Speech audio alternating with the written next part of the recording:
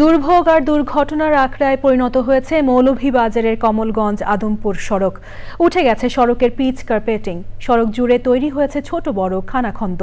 জীবনের ঝুঁকি নিয়ে এই পথে যাতায়াত করছেন শিক্ষার্থী, অফিস যাত্রী থেকে শুরু করে পথচলতি সাধারণ মানুষ। রাস্তার এই বেহাল দশায় প্রশাসনের নজর নেই বলে এলাকাবাসীর অভিযোগ। মৌলভীবাজার থেকে এম এ সালামের পাঠানো তথ্য, ভিডিওচিত্রে জাকিয়া আক্তারের রিপোর্ট। বান্ডেল থাকলে প্রতি সেনমানিতে টাকা বাঁচবে। বিকাশ সেনমানি বান্ডেল কিনে জিতুন প্রতি লেনদেনে। মৌলভীবাজারের কমলগঞ্জে সংস্কারের অভাবে উপজেলা মোড় থেকে আদমপুর সড়কের ৮ কিলোমিটার অংশে বিটুমিন ও খোয়া উঠে অসংখ্য ছোট বড় গর্ত আর খানাখন্দের সৃষ্টি হয়েছে। ২০১০ সালের পর থেকে দীর্ঘদিন সংস্কার না হয় পুরো সড়কে তৈরি হয়েছে অসংখ্য খানাখন্দ। গত বছরের বন্যার পর থেকে পরিণত হয়েছে মরণ ফাঁদে। ১৫ বছর ধরে ভাঙা ও খানাখন্দে চরম দুর্ভোগে আছেন আদমপুর, ইসলামপুর, মাধবপুর ইউনিয়নের কয়েক হাজার মানুষ। দীর্ঘদিন ধরে সড়ক সংস্কারের দাবি জানালেও কোনো ব্যবস্থা নেওয়া হচ্ছে না। তো এই যে রাস্তাটা, এটার অবস্থা খুবই খারাপ।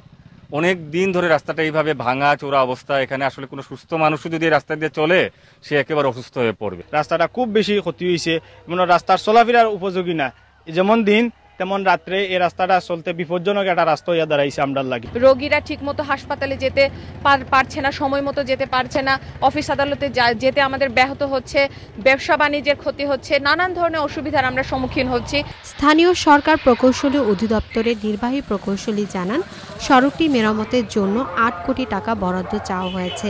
এই রাস্তাটি গত ২৪-এর বন্যায়, আগস্টের বন্যাতে ব্যাপক ক্ষতিগ্রস্ত হয়, কিছু কিছু জায়গায় ওয়াশ আউট হয়ে যায় এবং সম্পূর্ণ রাস্তা মেরামতের জন্য প্রায় ৮ কোটি টাকার একটা প্রাক্কলন আমরা অনুমোদনের জন্য এলজিডি হেডকোয়ার্টারে পাঠিয়েছি। অনুমোদন পেলে আমরা দ্রুত এটা রাস্তাটি চলাচল উপযোগী করে সুন্দর করে মেরামত করতে পারবো। ভোগান্তি নিরসনে সংশ্লিষ্ট কর্তৃপক্ষ উদ্যোগ নেবে এমনটাই চান আদমপুর, ইসলামপুর, মাধবপুর ইউনিয়নের মানুষ। Zakia Akter, channel I.